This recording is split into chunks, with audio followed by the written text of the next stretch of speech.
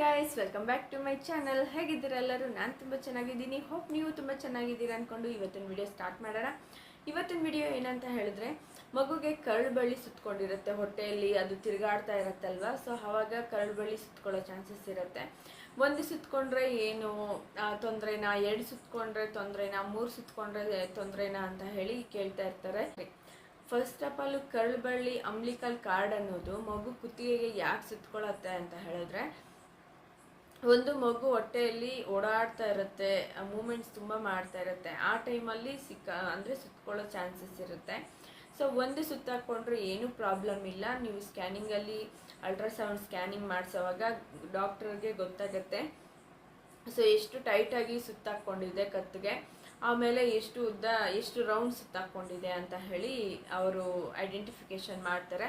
ಅದರಲ್ಲಿ ನಿಮ್ಮ ಡಾಕ್ಟರ್ ನಿಮಗೆ ರಿಪೋರ್ಟ್ ಹೇಳ್ತಾರೆ. ಸೊ ಒಂದು ಕಾರ್ಡೇ ಸುತ್ತಕೊಂಡಿದೆ, ಲೂಸ್ ಆಗಿದೆ, ಏನೂ ತೊಂದರೆ ಇಲ್ಲ ಅಂತ ಹೇಳಿ ಹೇಳ್ತಾರೆ. ಇನ್ ಕೇಸ್ ಏನಾದರೂ ಎರಡು ಸುತ್ತಾಕೊಂಡಿದೆ ಅಂತ ಹೇಳಿದ್ರು ಕೂಡ ಅದು ಫಸ್ಟ್ ಮೇಯ್ನ್ ನೋಡ್ಕೋಬೇಕಾಗಿರೋದು ಎಷ್ಟು ಟೈಟಾಗಿ ಸುತ್ತಕೊಂಡಿದೆಯಾ, ಇಲ್ಲ ಸಡಿಲವಾಗಿ ಸುತ್ತಕೊಂಡಿದೆಯಾ, ಲೂಸಾಗಿ ಸುತ್ತಕೊಂಡಿದೆಯಾ ಅಂತ ಹೇಳಿ ಅಬ್ಸರ್ವ್ ಮಾಡಬೇಕು. ಯಾಕಂತಂದರೆ ತುಂಬ ಟೈಟಾಗಿ ಸುತ್ತಕೊಂಡ್ಬಿಟ್ರೆ ಮಗು ಉಸಿರಾಡೋಕ್ಕೆ ತೊಂದರೆ ಆಗುತ್ತೆ. ಸೊ ಹಾಗಾಗಿ ಆವಾಗ ಮಗುದು ಉಸಿರಾಟ ಸ್ಟಾಪ್ ಆಗೋ ಚಾನ್ಸಸ್ ಇರುತ್ತೆ. ಸೊ ಹಾಗಾಗಿ ಎಷ್ಟು ರೌಂಡ್ ಸುತ್ತಕೊಂಡಿದೆ ಕತ್ತಿಗೆ ಮತ್ತು ಎಷ್ಟು ಟೈಟಾಗಿ ಸುತ್ತಕೊಂಡಿದೆ ಅನ್ನೋದು ಅಬ್ಸರ್ವ್ ಮಾಡಬೇಕು. ಮೂರು ಸುತ್ತಾಕೊಂಡ್ರು ಕೂಡ ಏನೂ ತೊಂದರೆ ಇಲ್ಲ, ಲೂಸ್ ಆಗಿದೆ ಅಂತ ಹೇಳಿದ್ರೆ.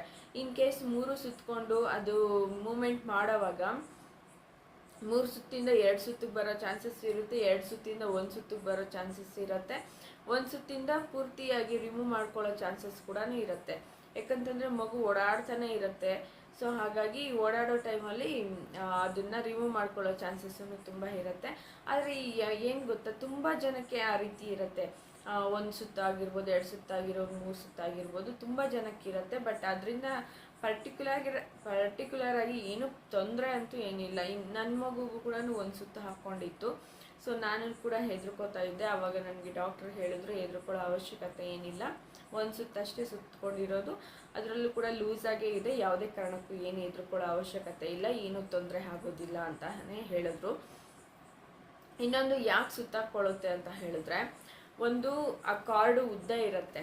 ಸೊ ಉದ್ದ ಇದ್ದಾಗ ಇದು ಈಜ್ತಾ ಇರುತ್ತಲ್ಲ, ಮಗು ಹೊಟ್ಟೆಯಲ್ಲಿ ಓಡಾಡ್ತಾ ಇರುತ್ತಲ್ಲ, ಆ ಟೈಮಲ್ಲಿ ಸುತ್ತಾಕೊಳ್ಳುತ್ತೆ. ಮತ್ತು ಅಮ್ನಾಯ್ಟಿಕ್ ಫ್ಲೂಯಿಡ್ ಅನ್ನೋದು ಜಾಸ್ತಿ ಇರುತ್ತೆ. ಸೊ ಆವಾಗ ನೀರು ಜಾಸ್ತಿ ಇದ್ದಾಗ ಕೂಡ ಅದು ತುಂಬ ಈಜಾಡೋಕ್ಕೆ ಬೇಬಿ ತುಂಬ ಈಜಾಡ್ತಾ ಇರುತ್ತೆ. ಆ ಟೈಮಲ್ಲಿ ಕೂಡ ಸುತ್ತಕೊಳ್ಳುತ್ತೆ ಕರಳಿಗೆ. ಅದೇ ಅಂಬ್ಲಿಕಲ್ ಕಾರ್ಡು ತುಂಬ ಉದ್ದ ಇದ್ದರೆ ಕೂಡ ಸುತ್ತಕೊಳ್ಳುತ್ತೆ.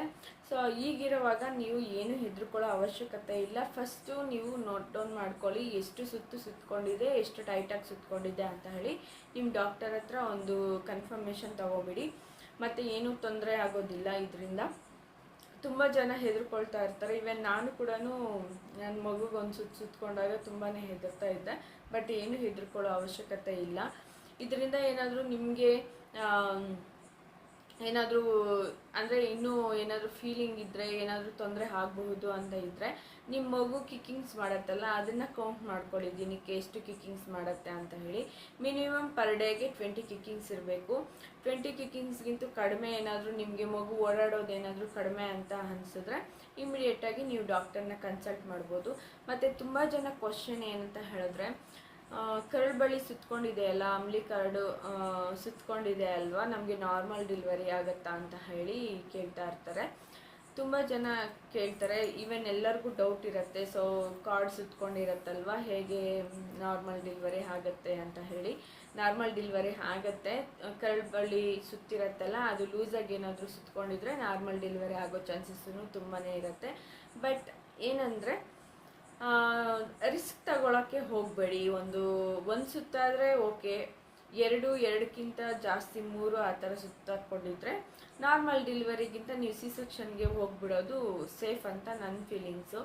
ಯಾಕಂತಂದರೆ ಇನ್ ಕೇಸ್ ಏನಾದರೂ ಅದು ನಾರ್ಮಲ್ ಡೆಲಿವರಿ ಪುಷ್ ಮಾಡೋವಾಗ ಎಲ್ಲನೂ ಏನಾದರೂ ಸ್ವಲ್ಪ ಬಿಗಿ ಆದರೂ ಕೂಡ ನೀವು 9 ತಿಂಗಳ ಮಗುನ ಅಷ್ಟು ಜಾಗರೂಕತೆಯಿಂದ ನೋಡ್ಕೊಂಡು ಬಂದಿರ್ತೀರ, ಜಾಗರೂಕತೆಯಿಂದ.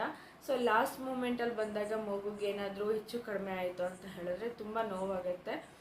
ಸೊ ಹಾಗಾಗಿ ನಾರ್ಮಲ್ ಏನಾದರೂ ಟ್ರೈ ಮಾಡೋಂಗಿದ್ರೆ ಡಾಕ್ಟರ್ಸು ಮಾಡಂಗಿದ್ರೆ ಮಾಡಲಿ.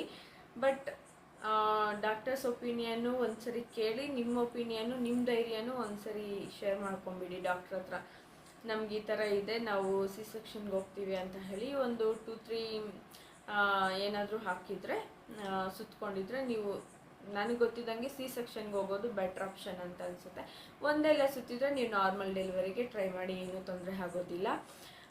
ಸೊ ಅವಾಗವಾಗ ಏನಾದರೂ ಸುತ್ಕೊಂಡಿದೆ ಅಂತ ನಿಮಗೆ ಗೊತ್ತಾದರೆ ಸ್ಕ್ಯಾನಿಂಗಲ್ಲಿ, ಸೊ ನೀವು ಅಲ್ಟ್ರಾಸೌಂಡ್ ಸ್ಕ್ಯಾನಿಂಗು ಮಾಡಿಸ್ತಾ ಇದ್ದು ಆವಾಗ ನಿಮಗೆ ನೋಟ್ ಡೌನ್ ಮಾಡ್ಕೊಳ್ಳಿ, ಎಷ್ಟು ಸುತ್ತಾಕೊಂಡಿದೆ, ಎಷ್ಟು ರೌಂಡ್ ಇದೆ, ಮತ್ತು ಎಷ್ಟು ಟೈಟಾಗಿ ಸುತ್ತಾಕೊಂಡಿದೆ, ಇಲ್ಲ ಲೂಸಾಗಿದೆಯಾ ಏನು ಅಂತ. ಯಾಕಂತಂದರೆ ಕರುಳುಬಳ್ಳಿಯಿಂದನೇ ಮಗುಗೆ ಆಕ್ಸಿಜನ್ ಆಗಲಿ ಪೋಷಕಾಂಶಗಳಾಗಲಿ ಹೋಗೋದು. ಸೊ ಹಾಗಾಗಿ ಯಾವುದೇ ಥರದ ತೊಂದರೆ ಆಗೋದಿಲ್ಲ. ಸೊ ಇನ್ನೂ ಏನಾದರೂ ನಿಮಗೆ ಡೌಟ್ ಅನಿಸಿದ್ರೆ ಡಾಕ್ಟರ್ನ ಒಂದ್ಸರಿ ಕನ್ಸಲ್ಟ್ ಮಾಡಿ ಅವ್ರ ಹತ್ರ ಕೂಡ ನೀವು ಕನ್ಫರ್ಮೇಷನ್ ಅನ್ನೋದು ತೊಗೊಂಬಿಡಿ. ಯಾಕಂತಂದರೆ ಅದೊಂಥರ ಕ್ಲಿಯರ್ ಆಗಿಬಿಟ್ರೆ ಡೌಟ್ ಅನ್ನೋದು ಒಂದು ಸ್ವಲ್ಪ ರಿಲ್ಯಾಕ್ಸ್ ಇರ್ಬೋದು ಪ್ರೆಗ್ನೆಂಟ್ ಲೇಡೀಸು. ಸೊ ಹಾಗಾಗಿ ನನಗೆ ಗೊತ್ತಿರೋ ಅಷ್ಟು ನಾನು ನಿಮಗೆ ಇನ್ಫಾರ್ಮೇಷನ್ ಕೊಡ್ತಾ ಇದ್ದೀನಿ. ಯಾಕಂತಂದರೆ ನನಗಿದೆಲ್ಲ ಗೊತ್ತಿರಲಿಲ್ಲ. ನಾನು ಒನ್ಸ್ ಪ್ರೆಗ್ನೆಂಟ್ ಆದಾಗ, ನಾನು ಎಕ್ಸ್ಪೀರಿಯೆನ್ಸ್ ಮಾಡಿದಾಗ ಇದೆಲ್ಲ ನನಗೆ ಗೊತ್ತಾಯಿತು. ಸೊ ಈ ಥರ ಎಲ್ಲ ಇರುತ್ತಾ ಹೀಗೆ ಅಂತ ಹೇಳಿ. ಸೊ ಹಾಗಾಗಿ ನನಗೆ ಗೊತ್ತಿರೋ ವಿಷಯ ನಿಮಗೂ ಶೇರ್ ಮಾಡಿಕೊಂಡ್ರೆ ನನ್ನಿಂದ ಇನ್ನೊಂದು 4 ಜನಕ್ಕೆ ಗೊತ್ತಾಗತ್ತಲ್ಲ ಅಂತ ಹೇಳಿ ನನ್ನ ಅಭಿಪ್ರಾಯ ಅಷ್ಟೇ. ಸೊ ಇವತ್ತಿಗೆ ಈ ವಿಡಿಯೋ ಇಲ್ಲಿಗೆ ಎಂಡ್ ಮಾಡೋಣ. ಹೋಪ್ ಈ ವಿಡಿಯೋ ನಿಮಗೆ ಯೂಸ್ಫುಲ್ ಅಂತ ಅಂದ್ಕೊಳ್ತಾ ಇದ್ದೀನಿ. ವಿಡಿಯೋ ಇಷ್ಟ ಆದರೆ ಲೈಕ್ ಮಾಡಿ, ಶೇರ್ ಮಾಡಿ, ಹಾಗೆ ಚಾನಲ್ನ ಸಬ್ಸ್ಕ್ರೈಬ್ ಮಾಡ್ಕೊಳ್ಳಿ. Thank you.